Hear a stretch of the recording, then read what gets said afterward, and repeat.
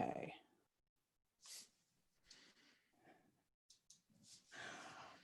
All right.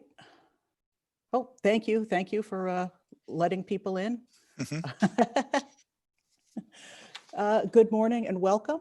My name is Drea Douglas. I'm the learning coordinator here at the North Bend Public Library, and welcome to the intersection of history and memoir. Today, we're holding a conversation about documenting your life in the midst of, well, we could say a pandemic, we could say crisis, we could just say everyday life, and more on that in a moment. First, I just need to say that we are starting our summer reading program, and if you have not seen this yet or signed up at the website, we do have a summer reading program. We do have fun things to happen, and on the what we're going to be starting doing is sending these out with our curbside deliveries. So if you have books on hold and you're having them here at the North Bend Library, hi, you'll be getting a free copy of that sheet that has the game on one side and what's going on the other. Now, our distinguished guests are going to be doing most of the talking. If there's a question that you have, we ask that you put it in the chat window and I'll be ferrying those over. So let us talk about our guests. Annis Cassells is a poet, a writer, and a teacher. You may have taken her memoir class if you live in the area. She's done this at Bandon at Coos Bay. We'll also be doing one here. The class will be at 11 a.m. on July 1st, 15th and 29th, 11 a.m. Wednesdays, each of those, and class space is limited. So if you're interested, please email the library and I will put that address in the chat. So Steve Greif is a, what did I do? I'm sorry, hold on, let me go back. Annis Cassells is a writer, she is a poet. Her first book, You Can't Have It All, is available at the North Bend Public Library. And we are waiting eagerly the publication of the next one. We don't know when that will be. Steve Greif is also an author. He is more known as pretty much Mr. North Bend. Everyone knows who he is. If you went to school here, you probably had him. If you visited the North Bend History, or the Coos Bay History Museum, you've seen him. He's a volunteer, teaches local history there. He has actually authored a text on American history for high school students. So even if you didn't go to school here, you may have read him already. So let me just say, when we first started our summer reading program planning, the program was in place, which was imagine your story. This is the theme. It's a national thing. Most libraries do this. And I was thrilled because it was going to involve the National Storytelling Network, of which I'm a member. And we were thinking stories, folklore, culture, history. And then we were also thinking, yes, history, personal history. Great. We had all these great ideas. And then we had a pandemic. And we are only having programming that is through Zoom. We're happy to have you join us. We can't wait to see how many people come to watch this later. But we suddenly went, well, what is it like to live in a pandemic? What is it like to record your life in the middle of something like this? And how are you affected? And when we started talking about this, Steve, Annis, and I, Steve said something about how people don't realize that actually every day they're walking in history. It's the history that someone's going to see in the future, but we're all walking in history. And so I was reminded of this anecdote I heard where on July 4th, 1776, King George III wrote in his diary, "Nothing of interest happened today." Oops. Yeah, well, you know, you hear things a little late.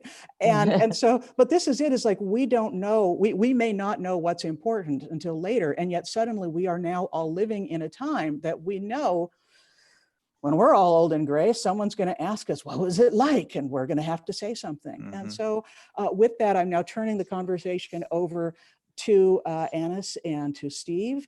And thank you so much for joining us. Annis, Steve, please. Thanks for having us. Well, as many of you know, and I see familiar faces here and familiar names, so you may know that if you tell me a story, I say to you, have you written that down? And I'm really kind of on folks about that, because what I know is everyone has a story and everyone has an interesting story. Some folks may say, well, I don't know, nobody's going to want to read this. And maybe they think their kids don't want to read this. But our kids are busy making their lives and they don't have time or think about it. But when they reach about 45 or 50 years old, maybe like we did, they begin to wonder, how was it when mom or dad grew up or grandma grew up, and well, how are things different now? And so it's a time, there comes a time when they do want to know about their roots and about your history. And if you haven't written it down, and you're not here to let them know about it, who's going to tell them? Nobody can tell your story like you can. So I'm really interested in helping people get going on their stories, writing their stories. And particularly right now in this time, as Drea said, this is a time of crisis or whatever you may want to call it. Jotting down your thoughts, feelings, how things are different for you today than they were BC, before Corona. That might be really helpful for the future, and for the young people of the future, or your kids, your grandkids, your nieces, your nephews, folks who come behind us won't know what happened. They won't know how you felt. And if you tell your story, you're putting yourself in the context of history. And when they see that later, you're just going to be a historical rock star. That's all there is to it. So Steve and I are going to talk today about memoir and history, and I'm going to give some tips about writing memoirs, some things that just maybe you've heard before, but maybe you haven't, but to help you feel comfortable with the idea. I wonder, how many folks have ever started writing their life stories? Yeah. Yeah. Okay. I was in All third right. grade. It wasn't that good yet. You didn't have enough to write about yet. But so I just want to dispel some of the things that preconceived notions that some people might have about memoir writing and what it's all about. So anyway, so I'm going to start with just saying that you don't need to worry about what you've written sounds. You just need to get it down, because you can revise it later and edit it later if you choose to do so. Writer Anne Lamott calls the first draft the down draft. You just get it down, and then the second draft, the revision, the updraft, you fix it up. So there is no need to worry about any of that. And you can also, if you don't want to write your thoughts down as such in a notebook or something like that, diary or whatever you happen to have around, you can also do recordings on your phone. You can voice recordings, or you can video yourself talking about whatever situations there might be. So there are lots of ways that you can get it down, so to speak. So Steve, I'm going to ask you, have you seen, when you look in your historic pieces, you see all kinds of notations? Yeah, when you think of the word history, the word story is in that title. And our museum is collecting all kinds of those. And we have all kinds of memoirs and diaries. And those things are so important to keep the stories. They're often very personal and very local. And the color that those bring often far exceed the standard histories that people write, based on documents or photos that they see much later. What we really prize, and I think what people really prize when they see the exhibits at our museum, or when they do research at our museum, are these first-person memoirs, where they describe characters, people that would have been lost to history, would have never been described, the feelings people had. I've run into, for example, we're now in COVID, but I've actually read stories from 1918 that people told about living here during the Spanish flu epidemic.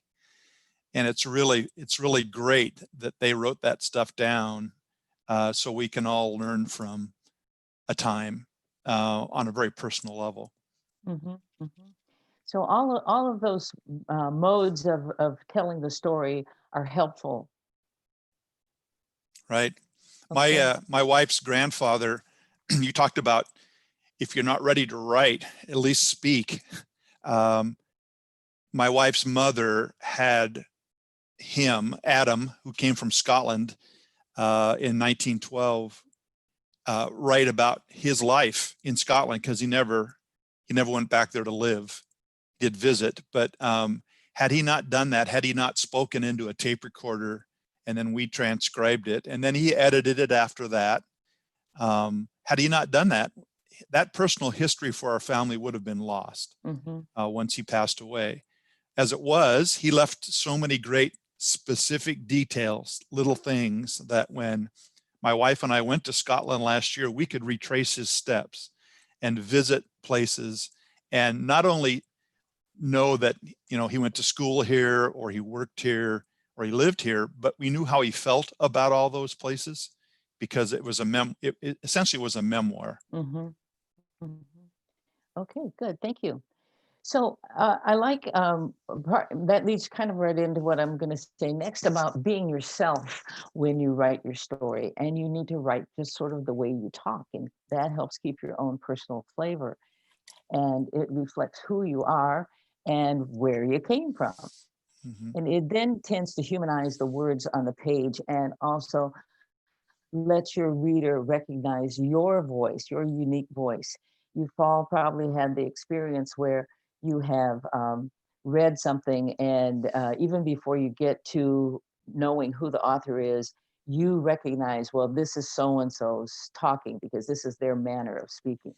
So writing it in your own personal voice is a real important important part of it. I looked up the definition of memoir, Annis, prior to this, and one of the definitions was, it's an historical account written from personal knowledge. The word personal is in the definition. And to me, that's what makes it so interesting. You know, the way they taught history maybe 50 years ago, 100 years ago, was it was the presidents and the generals and the senators and the Indian chiefs. We knew the big names. But what's so great about memoirs, it's us. It's the personal us, people that lived in these areas, and that's what's so great. And that is because it brings the history alive. When you know there were real people, not necessarily famous people, but real Right. people, and maybe people you related to, or people who were friends of your family, then that just personalizes it all the more, and helps you see where you fit into history as well. And now that you said that part about the definition, I want to also say perfect definition of memoir. And the difference between memoir and autobiography is autobiography often starts like, you know, I was born on July, 1900 and whatever. And then it goes on all the way through, and mostly and often in a chronological way. Whereas memoir can be a slice of life. We know there are some people, they've written several memoirs because they write, from a certain period of time, and then they have another adventure or a time in their lives that seem important to them, and they write about that point in time. So if you were choosing to write the Corona diaries or the Corona memoir, then that would be about this slice of time, not necessarily tucked into another type of memoir. You could just do certain parts.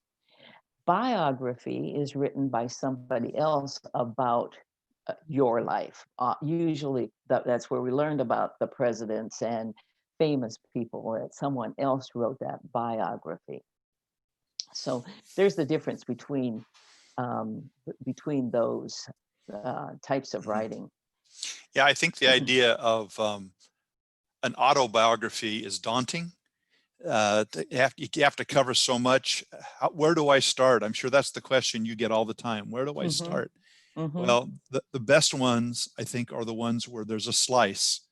There's an incident that happened and it's covered briefly. It might be just a few pages about one incident, one slice. But boy, when somebody in the museum when a researcher finds that, it's gold. It is absolute gold because no one else wrote that down. Yes. And it's so personal, and usually it has a way of expression that is, quaint for the times. The way people wrote and reported news in 1920 is so different than it does in 2020.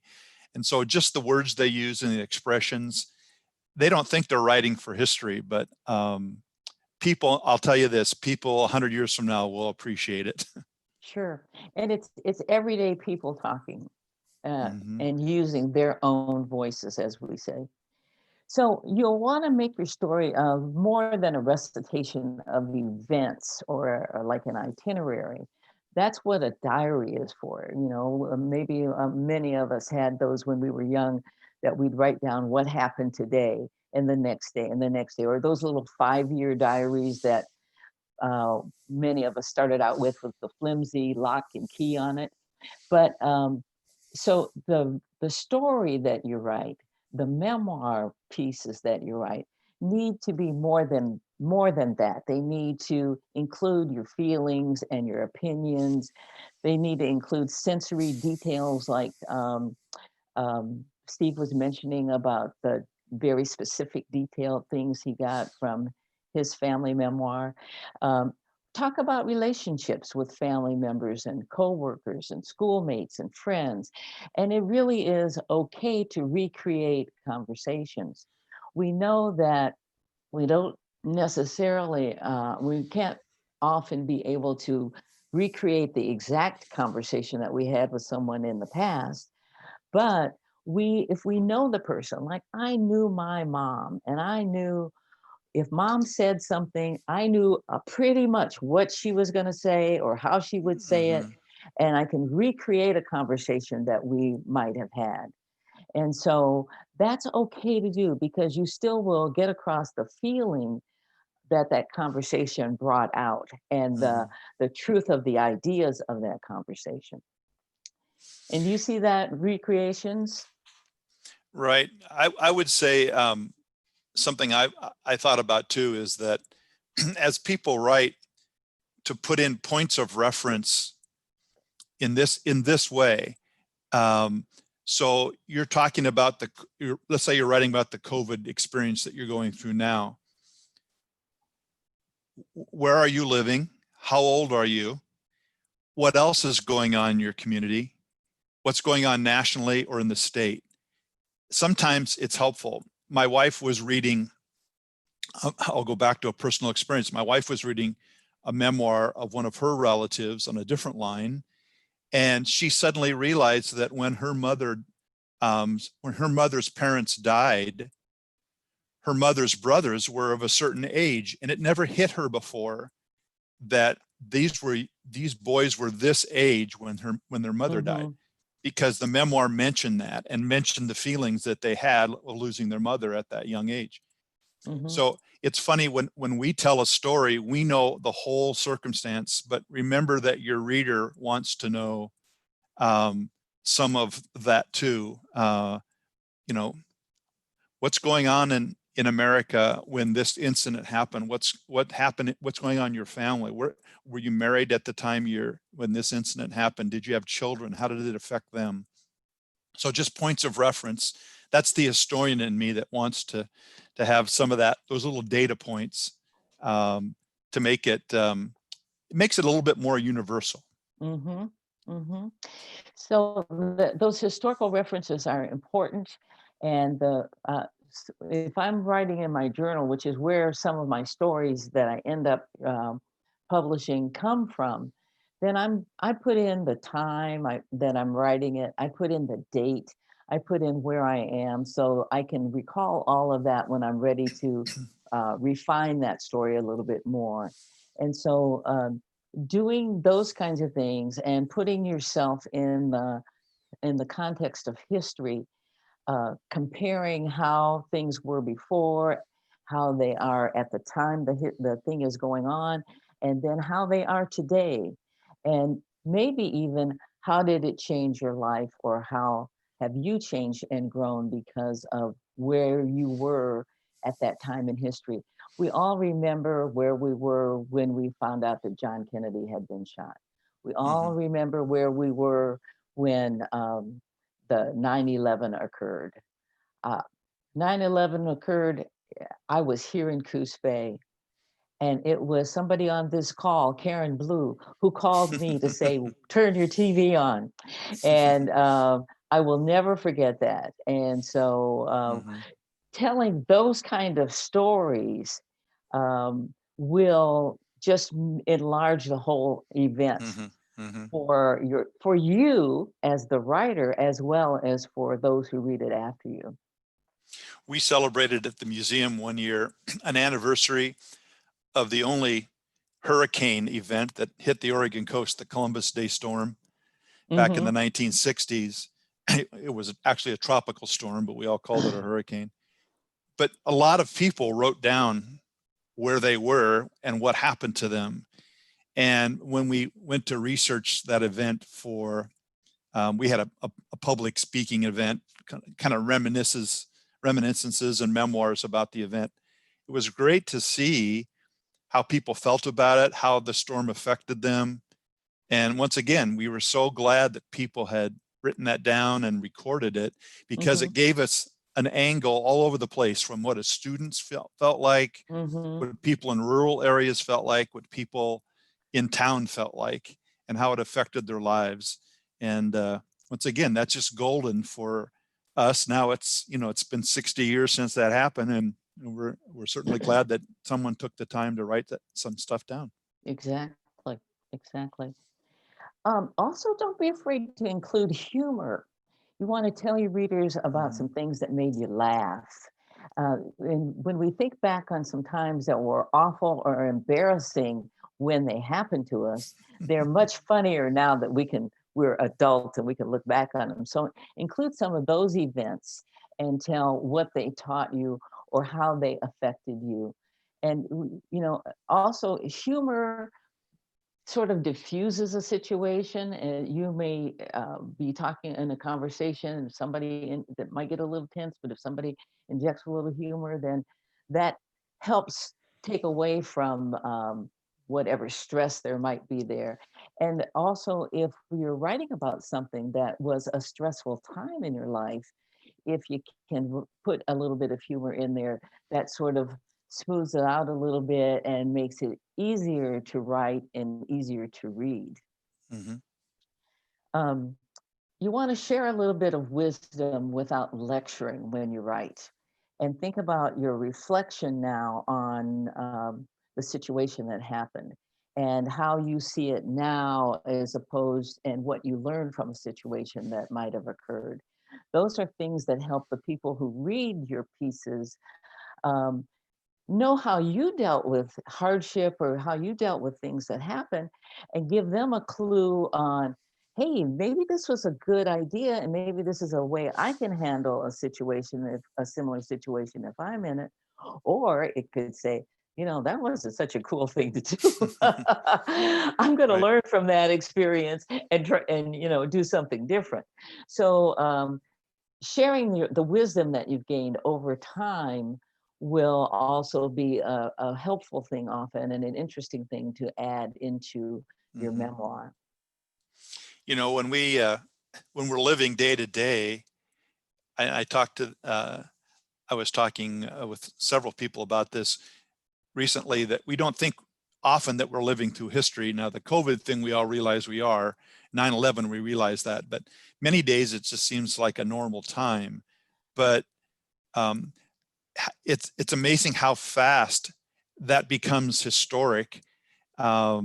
Things that happened 20 years ago, now when people tell those stories and we see the differences between then and now, it's amazing. So getting this stuff down, like you said, that downdraft is so important because you're recording a time in history that will change. Mhm. And I think the biggest thing about history that makes it fun is for us to realize how much change has occurred. I think Well, I look back to some movies. During this COVID crisis, we've been watching some black and white movies. I'd forgotten how many people smoked all the time.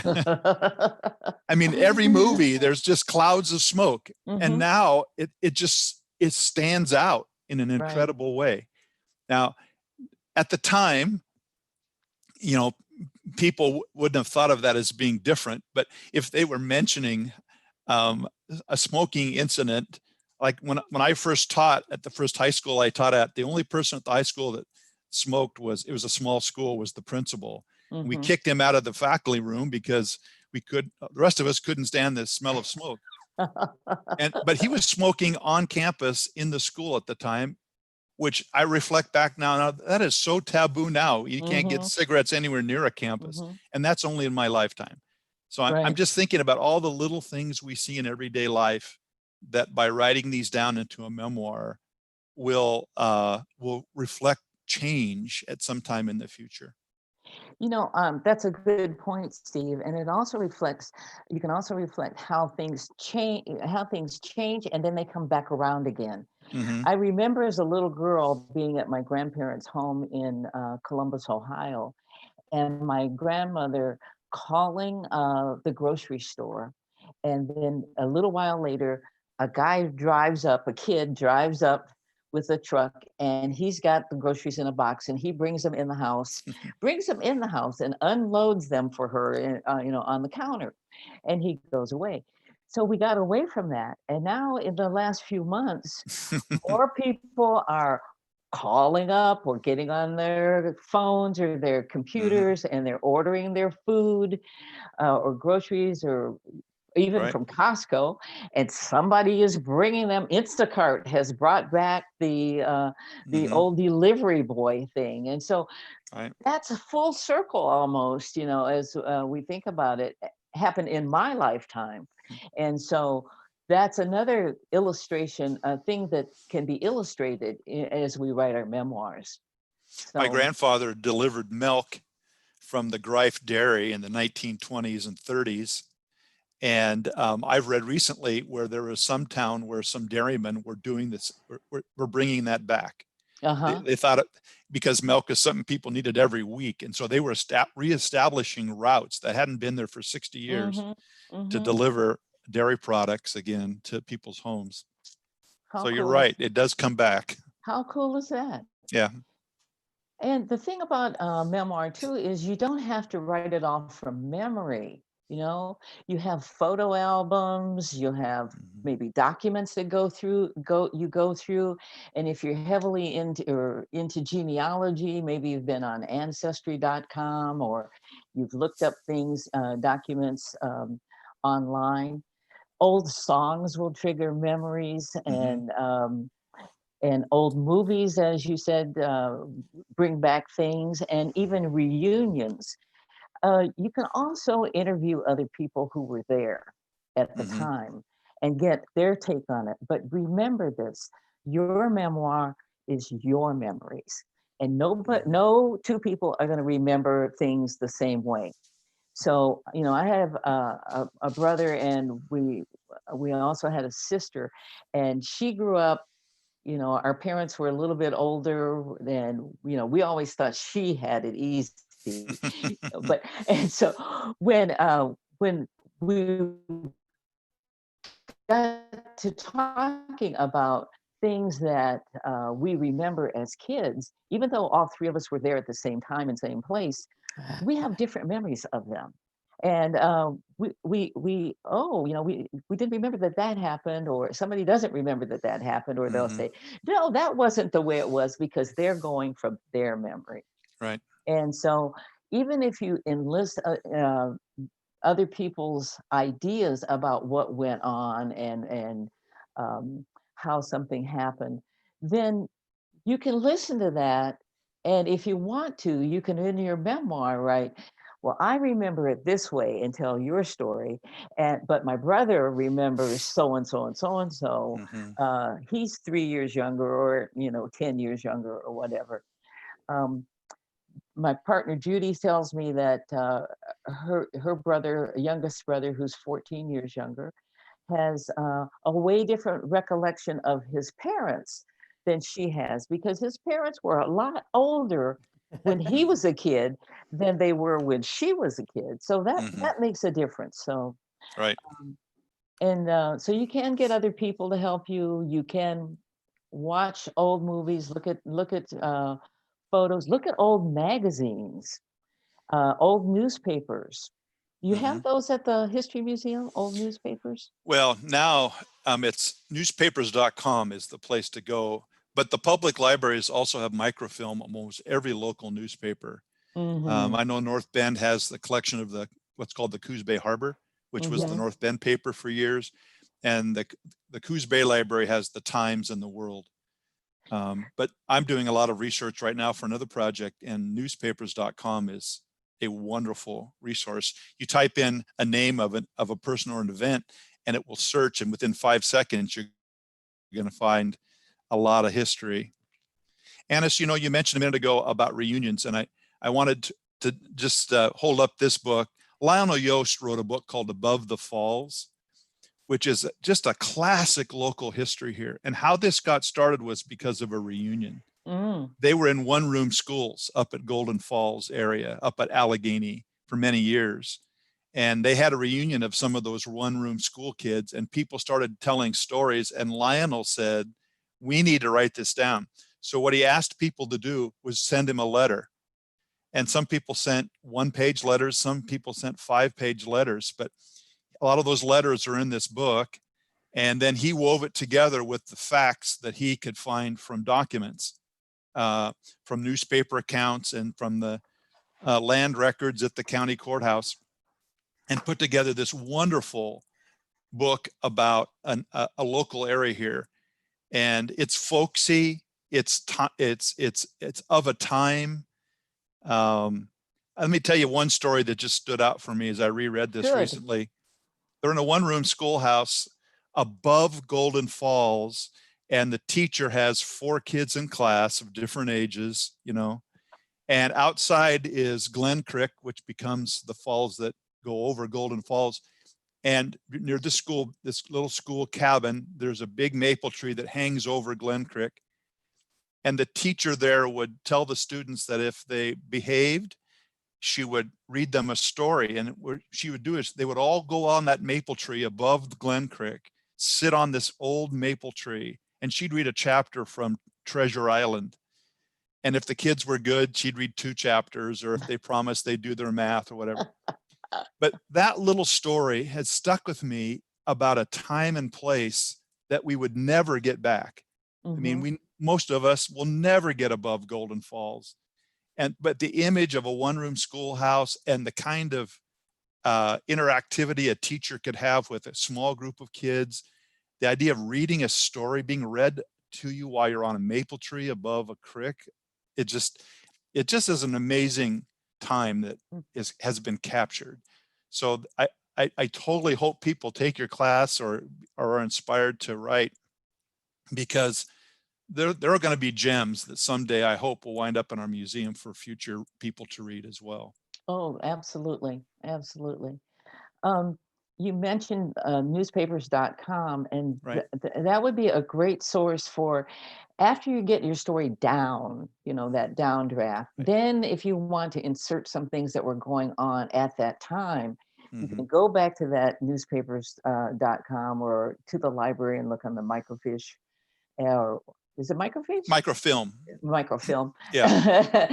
You can go back and look on there and see what was going on at that time in the area, and insert some of those details into your very story. And so that will, help enhance it very well, and also may jog your memory on some other things that were going on that you knew about at the time but had forgotten. So and for those who are a little wary of looking at microfilm, it's totally changed at the Coos Bay Public Library. I'm not sure about North Bend now, but Coos Bay has a monitor that is almost, it's rectangular, vertically rectangular, almost the size of a newspaper page. It's large. Oh. We do as well. Okay. Mhm. Yeah. And nowadays you put that microfilm on and the librarians will help you put it in so you can advance it. If you saw a story, you can literally clip it and send it to yourself via email from the library and save it so you can do your research at home. Oh, And cool. so I've done that many times. I've wanted to know something. I've gone to the library, get a roll of microfilm, find this, the time period I'm looking for. These are great stories. I can literally cut it and send it to myself in email, and I go home and I can print it and then do with it what I need to do. So it's a tremendous resource. And if you have the personal story that you're writing, and then you add the details, these reference points we talked about earlier from what's happening around you in other aspects, that makes it a great story. Well, that's great. That's really different than what I remember by Yeah. about using it. Yeah. Oh gosh. We Go also ahead, still Drea. we also do still have some microfiche, which are going to be the sheets, but these machines work very well with that as well. And Okay. so it's not what we all remember it was. Yeah. But I was going to say, that's a memory someone will write down. But when we had talked about this, I was telling you about a family vacation that was, of lore in my family's history. And a few weeks ago, my brother on a Zoom call pulled out his fourth grade report for what he had done that summer, which was about this vacation. And Oh. he's reading it and we're laughing and we're talking about, first off, what does the United States look like from a fourth grader's point of view? And, and now this fourth grader is in his 60s. And so how does this look? And someone was asking me, well, what was it like for you? And so definitely asking other people, but also if your kids, if you are older and you've got some of these artifacts from your kids still, or if, whatever your refrigerator art is, if you can like curate a selection of things to keep, I kind of think there's more in that box that he pulled this from that is just going to blow us away and make it go, oh, right. That was the backyard, not the backyard, or whatever, Right. Mm-hmm. Mm-hmm. Very good. Annis, what else do you tell your students on that first day of class? What kinds of advice do you give them besides the things you've already talked about? Well, I tell them to be, oops, sorry. You're still on, I guess, but I've lost. Okay, where am I? I hear you. We hear you. Okay. I do tell them to be unafraid, that because often people will come in at that beginning and they'll say, oh, I don't remember anything. And okay, you may not think you remember anything, but once you start writing it down, you do remember.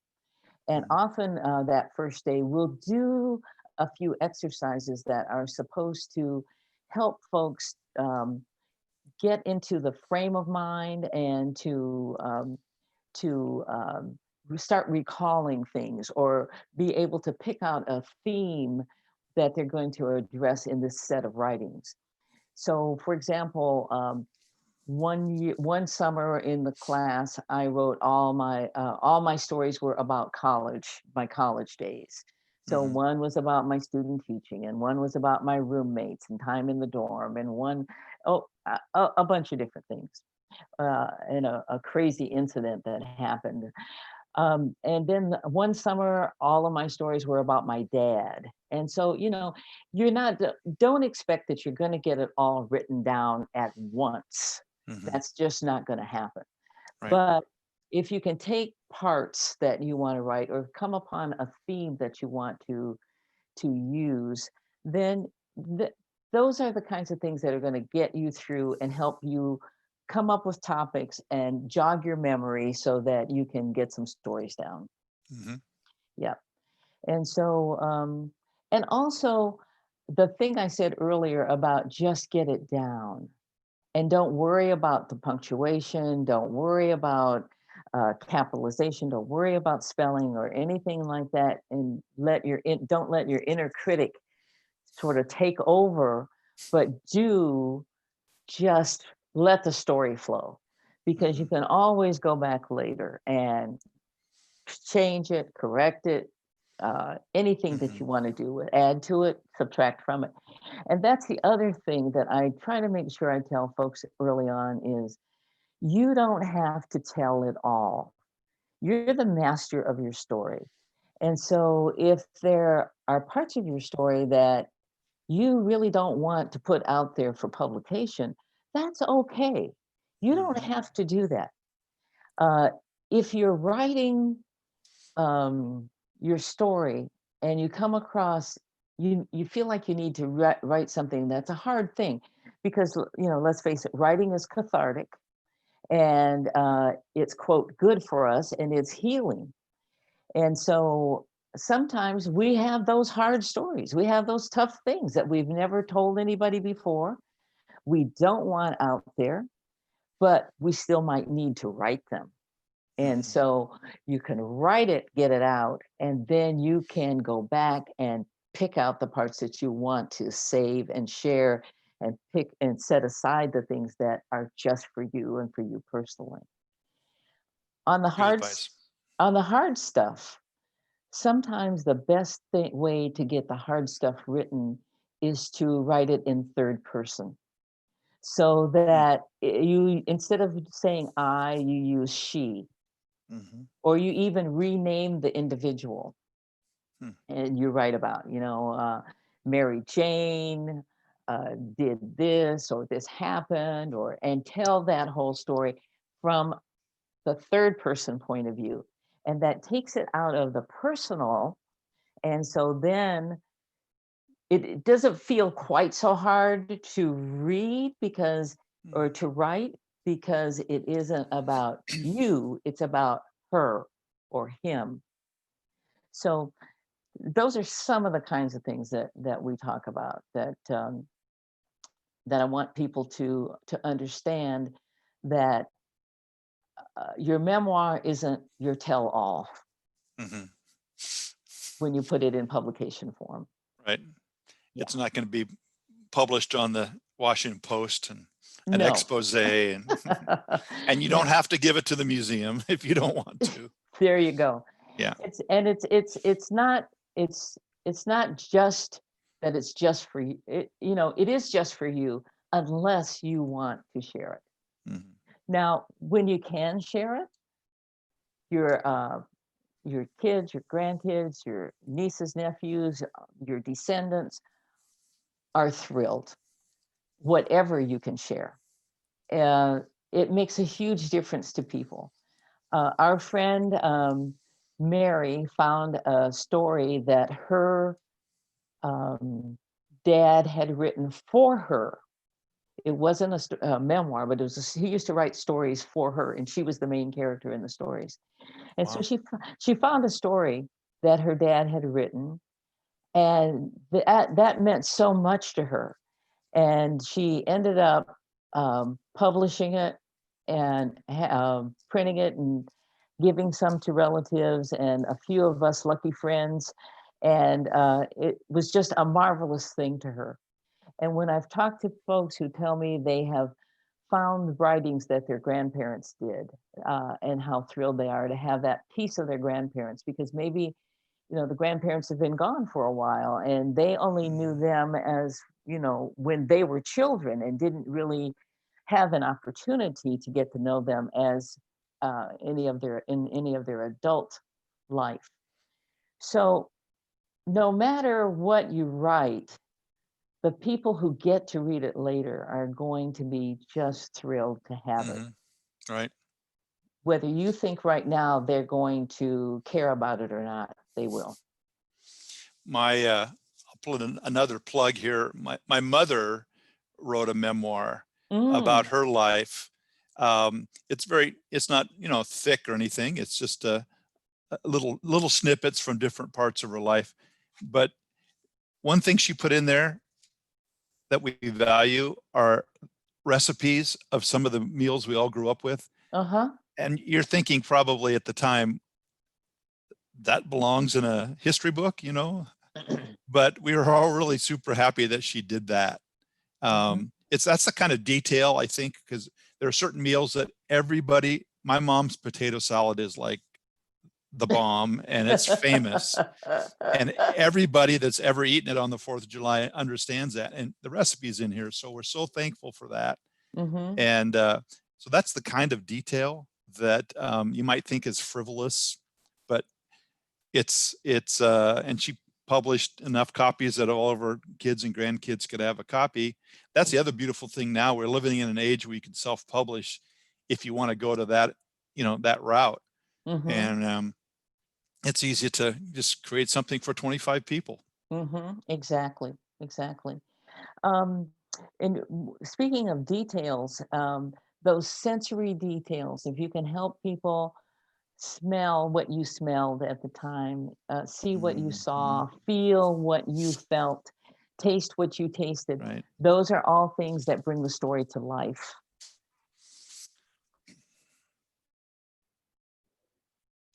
Before we hit the recording, or before we let everyone in, we were talking a moment about, you know, I'm new here. Annis is here for part of the year.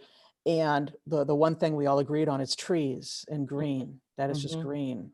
And, you know, so when I write my memoirs, trees will be figuring in this. Good for you. Good for you. The other thing that I want to stress to folks is it's a good idea to read other folks' memoirs and get a feel for the kind of stories that they include in their memoir. Read and see their style. Kind of, you can figure out what you like, what you didn't like. Also, you know, learn about those people and how that is something that will enhance your own work. Andrea has put together a nice list of memoirs that are available at the Coos Bay Library that folks can check out, or either physical books or digital. And I would recommend that it's a good idea to just find somebody that you're interested in, or maybe somebody you never heard of before, and do some memoir reading and get a feel for those authors and their stories. That's a good idea. If people go to the Coos History website, which is Coos History, www.cooshistory.org, to our website, one of the things they can do is they can go to a link of all the books in print that have anything to do with South Coast history. And there's a nice section there called biography. It's divided into segments by locale or by topic. And people might be able to get an idea of what's out there. Even get it on interlibrary loan if it's not still in print, or some of the books we actually sell in our gift store at the museum. But there are a lot of examples if you want to look at local examples from the past. You know, cooks in lumber camps, fishermen, miners, loggers. I can think of quite a few. The libraries also have some good Oregon collections, and the coastline libraries, not only will they be Oregon collections, but most of us will have drilled down to, we're looking at this area, we're looking at Coos County or just North Bend. And so we usually have these behind glass, but we're more than happy to open them up for people. And they are in the catalogs, so you'll be able to find them. Okay, that sounds great. That sounds great. So, Drea, shall I say a little bit about the format of the class? You should. Okay. Perfect timing.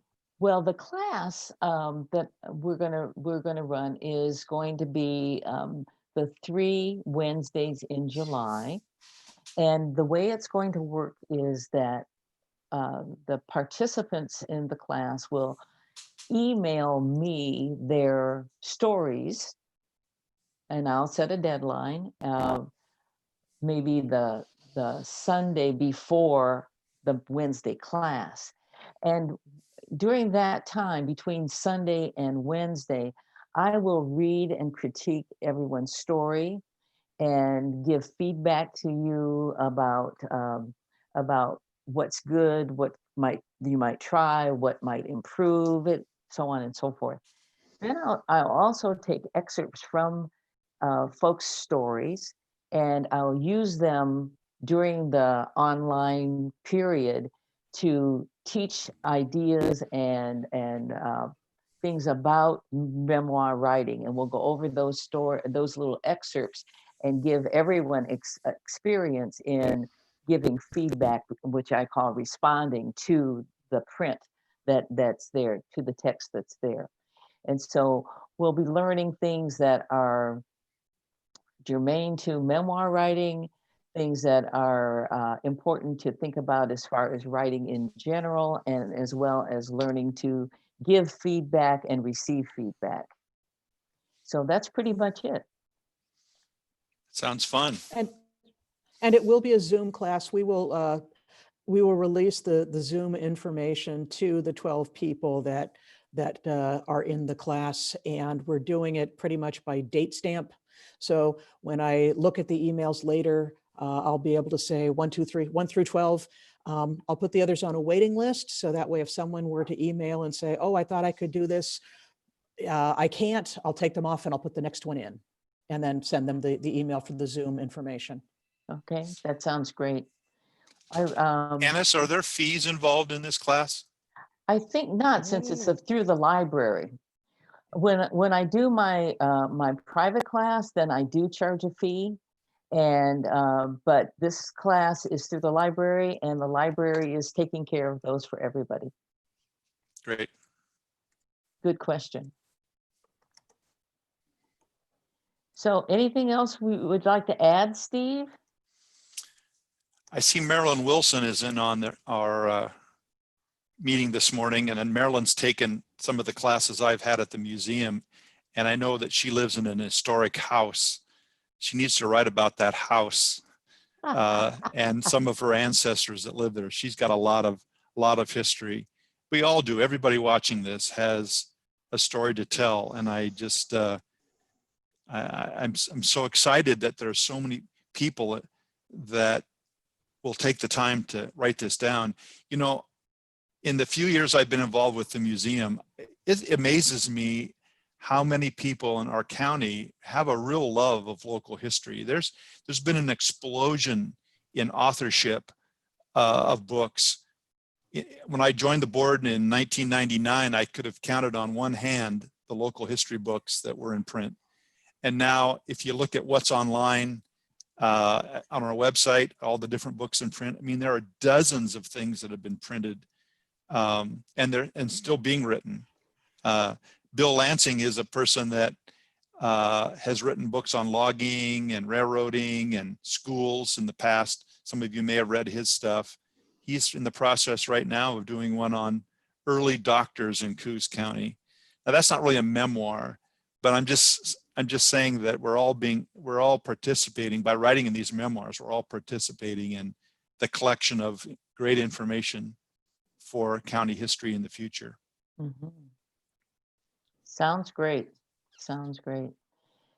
I can't see the Zoom board anymore. I can only see this main speaker.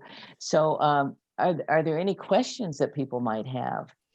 No one has posted a question yet for you, but please, someone post a question. Can anybody hear me? I have a question. Can anybody hear me?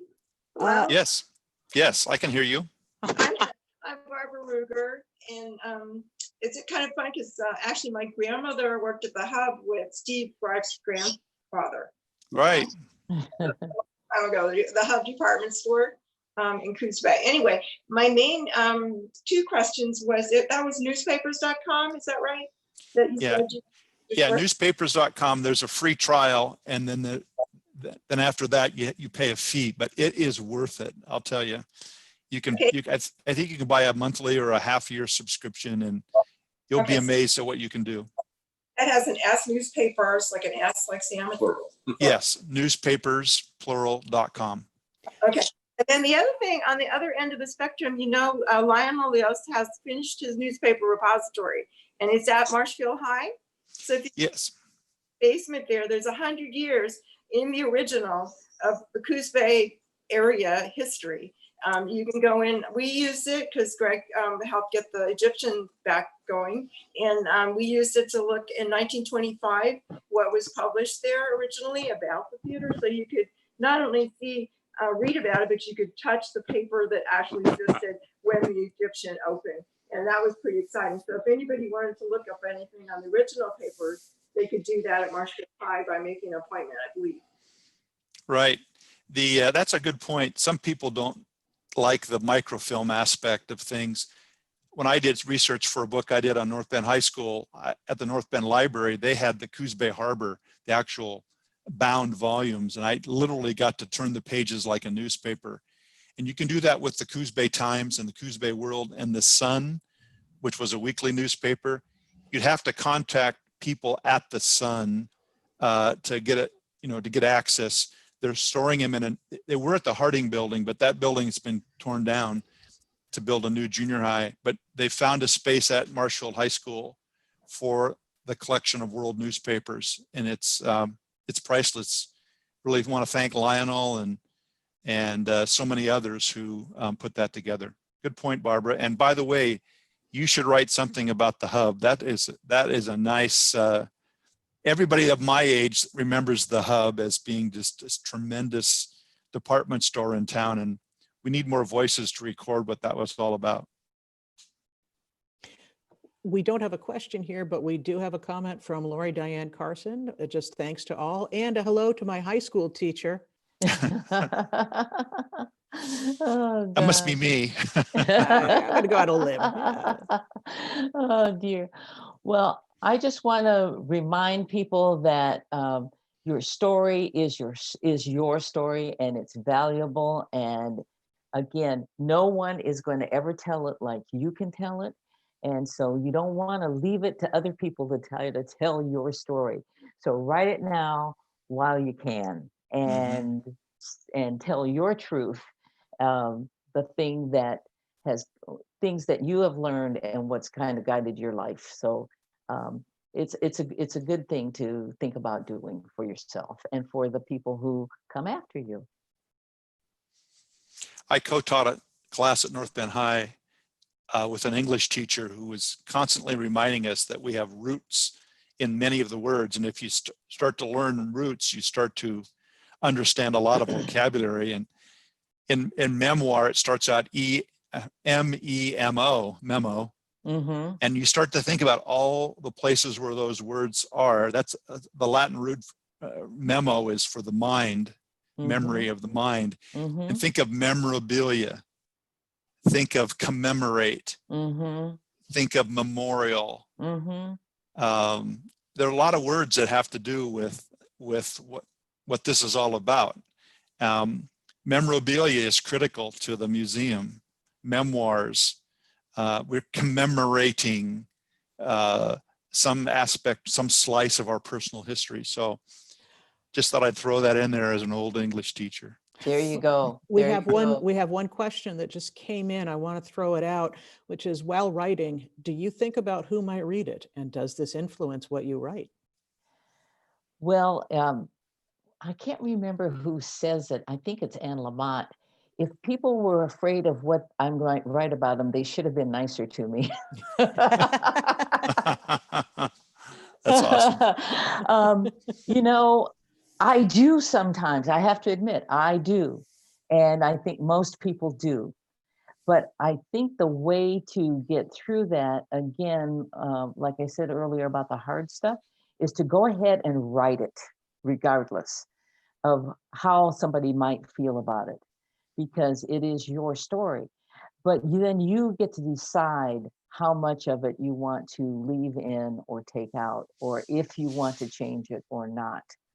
And my thought would be, you might omit it rather than change it. Somebody who was, kind of not so nice person, you don't want to change it and make them nice, but you could just leave them out of the story, or tell what other part of the story you could, if you're worried about how people are going to feel. And sometimes you might be surprised that folks don't necessarily feel the way you think they're going to. Sometimes that's quite a surprise. Mhm. So Anna, do you do private consulting? I do. Yes, I You have a- do. Or contact number? Yes, you can. I can't put it in the chat because I don't see the board, but you can contact me at heyannis, HEYANNIS @AOL.com. Okay, thank you. Thank you for asking. So, again, and no matter how well developed your story is, how polished it is, how loudly the people who love you are going to cheer when they see it, everything isn't going to appeal to everybody. So whatever your level is, and your resources, just don't hesitate to write your story. And I'll put in a plug here at the museum. For the last several years, the first Tuesday of most of the months of the year, we've had speakers, we call them First Tuesday talks. And many times it's almost like a verbal memoir.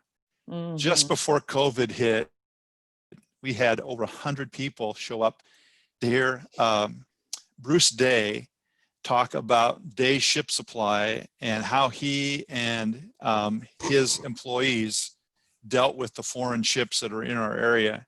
It was funny, it was historical, it was local, it was rich with anecdotes. And for those who like stories, keep on the lookout on our website. Obviously, we're not doing in-person stuff right now. We're trying to do some stuff online, but we try to do a lot of public talks. And for some people, that might inspire them to record their story. Mhm. Mhm. All right, thank you. Nice. Coos History Museum is doing a great job. Thank you. Mm-hmm. Every community needs some place that collects all this heritage. Mm-hmm. It'd be such a waste for us not to know how we got here.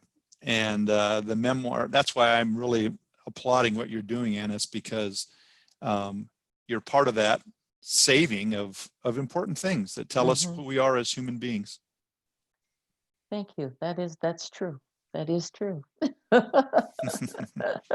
And thank you both, Annis and Steve, for leading this today. We really appreciate this. And this conversation, for those who may have come in late, this conversation will be on YouTube.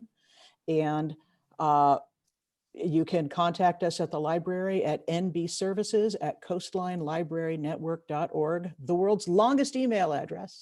nbservices@coastlinelibrarynetwork.org, one breath. You can find out there how to get to the YouTube, to the recording. You can join the summer reading program. You can get the list of books that Annis talked about. You can contact us for just about anything. And we certainly appreciate you all being here today and walking through history with us. And we will all remember this. All right. Thank you. Thank you so much, everybody.